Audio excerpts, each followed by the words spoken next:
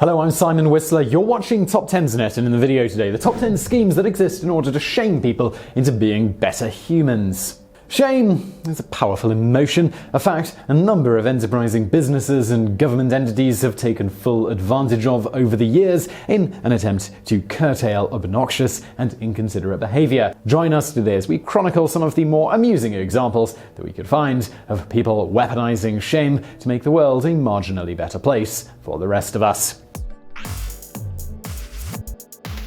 Number 10. Cinema ninjas. Few things are more infuriating than trying to watch a film while some tool stares at 3 inches of glowing plastic while loudly talking in a tone of voice that screams, "My head yearns for a solid and well-placed slap." After realizing that polite notices and silent disapproving looks from other cinema patrons simply wasn't cutting it when it came to curtailing instances of this kind of behavior, London's Prince Charles Cinema decided that the logical next step to improve the cinema-going experience for the public was, well, ninjas.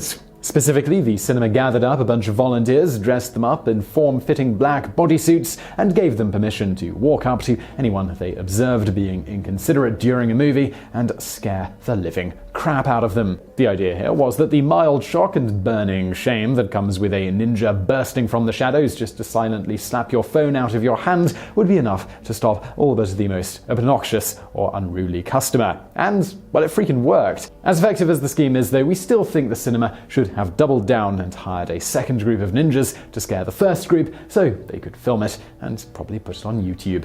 Number 9. Traffic mimes. Imagine for a second that instead of living in a world where you'd simply be fined for being a bad driver, you instead had to worry about an omnipresent sentinel of justice silently mocking your inability to be a productive, non-stupid member of society. For citizens in several major South American cities, though, this bizarre scenario was made a reality, thanks to officials having the idea to try and reduce instances of poor or inconsiderate driving simply by paying mimes to point and laugh at bad drivers. Amazingly, in cities where this scheme was implemented, officials saw a noticeable reduction in the amount of bad drivers on roads where mimes were tasked with silently dunking on anyone they saw flouting the law. Proof, if it was ever needed, that mimes are a necessary evil we must allow to continue existing so long as they keep using their powers for good and not trapping people inside of tiny, invisible boxes. Number 8. Hello Kitty armbands. In 2007, Thai officials in Bangkok, frustrated by police officers not responding to or learning from internal behind-closed-doors punishment for breaking rules, they decided to try a more visual approach to punitive measures against officers who were committing minor infractions, by which we mean they made them wear hot pink armbands with Hello Kitty on them. Designed to quite literally shame officers into bettering themselves and to remind them that they should be more disciplined when on duty, the armbands were noted as being for minor offences only, with more serious infractions being dealt with via more traditional means. However, a Thai official did explain that officers wearing them would be forbidden from disclosing what exactly they did wrong. The reasoning behind this being that the public would be forced to come to their own conclusions about what the officer's infraction was, and you just know that most members of the public are going to assume it was probably something toilet related. Number 7. Lunk Alarms. If you've ever been to the gym, you've no doubt witnessed an exceptionally large fridge-shaped man loudly lifting heavy weights, which he then drops while screaming like his colon was full of snakes. Planet Fitness didn't like this, and let it be known by a series of ads, which we're going to link to in the description below, that it was the official position of the company that such behavior was off-putting, obnoxious, and, well, kinda rude. To prevent it, the company introduced what it dubbed Lunk Alarms, essentially loud alarms designed to blare a piercingly loud siren whenever a person drops a weight or grunts in an excessively loud manner.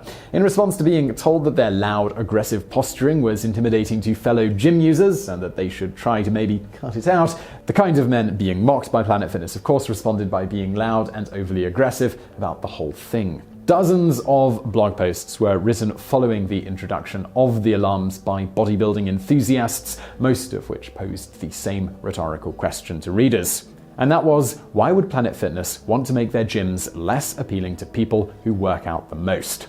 But the reality is these alarms didn't exist to do that. They were just there to shame people into being more mindful of the fact that they're not the only ones using the gym. Wow, it's almost like these guys don't like being told that nobody but them cares about how much weight they can lift. Number 6. DNA profiling. It's probably not too controversial to suggest that people who think dropping cigarette butts on the ground could have some sort of wild animal swung at their face at tremendous speed.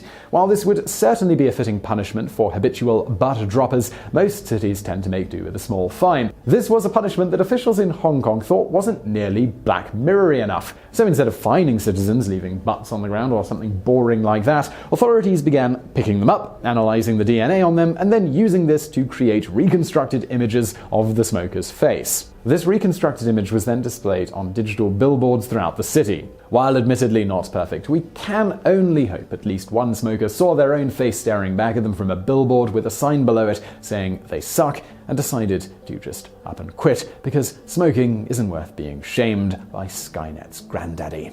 Number 5. Snidely Whiplash. In Spain, following a massive influx of people defaulting on debts, debt collectors wanting to get paid hatched a rather novel solution to the age-old problem of people deciding that they simply didn't want to pay their bills. And that was dressing like Snidely Whiplash and following them until they pay up.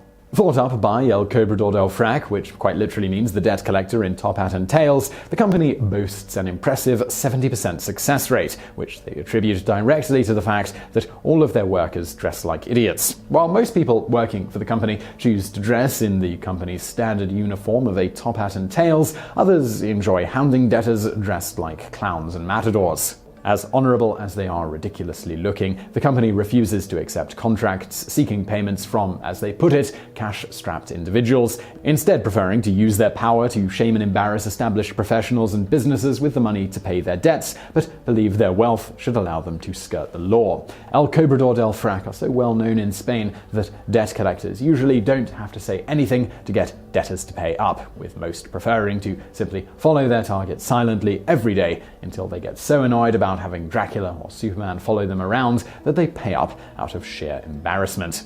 Number 4. Poo Patrol. Owning a dog is a big responsibility, and along with ensuring that your furry friend is kept fed, healthy, and receives regular belly rubs, you are generally expected to also clean up their poop. It's not pretty, but it has to be done, and most responsible dog owners know it's a small price to pay to enjoy the company of a creature that adores you unconditionally. After noticing that one too many dog owners were ignoring this smelly but integral aspect of dog ownership, Camden Council in London enacted a scheme in order to have every piece of dog poop found in public parks sprayed bright pink. Almost overnight, instances of dog fouling throughout Camden dropped by upwards of 50%, whereas in other English towns and cities, local councils reported that similar schemes saw as much as a 75% reduction in the amount of poop being found in public parks. Officials later theorized that the low-cost poop patrol seemed to work so well because dog owners seeing the patches of pink-tinged poop felt ashamed to add to the problem. Number 3. Naughty tourists. Keen to present itself in a positive light on the world stage, China has a rather harsh and draconian policy when it comes to Chinese tourists. Simply put, if a Chinese national does anything to embarrass the country as a tourist in a foreign nation, they are publicly named and shamed throughout China and put on a big list maintained by the Chinese Tourism Authority that prevents them from leaving the country until they've learned their lesson. The scheme was introduced a few years after the country enacted a so-called tourism law broadly designed to punish Chinese citizens who ignore or otherwise disrespect local customs and laws while traveling abroad.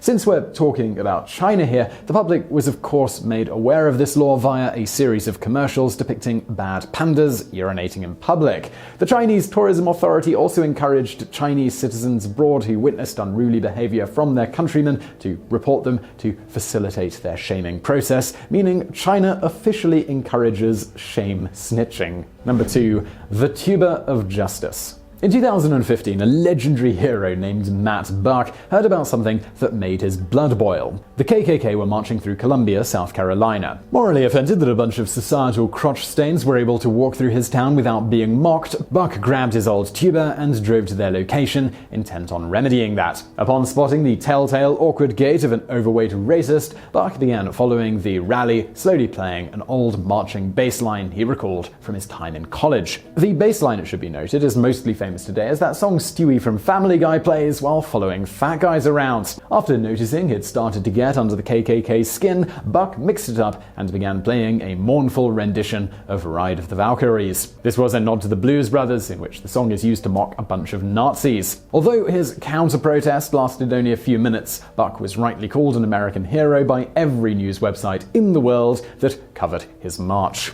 Number 1. Wanksy. Artists like Banksy have shown us that art is a powerful tool that in the right hands can turn a mirror to society and force us to confront uncomfortable truths that we'd otherwise like to ignore. Which is all well and good, but what if you're an artist who wants to confront a more innocuous problem, like, say, potholes? Well, you could always do what one anonymous artist from the UK did and fix that problem not with biting satirical murals, but crudely drawn penises. Known only as Wanksy, the artist's only stated goal is quite simply to draw massive penises around every pothole in the country to shame or embarrass local councils into fixing the problem. Although local councils struck by Wanksy categorically deny the large penises mysteriously appearing all over their roads had anything to do with their sudden decision to fix them at that exact moment, the artist remains unconvinced and is confident that they will eventually be able to fill every pothole in the United Kingdom. As of 2018, that goal is still ongoing, and if you're curious about where Wanksy has struck,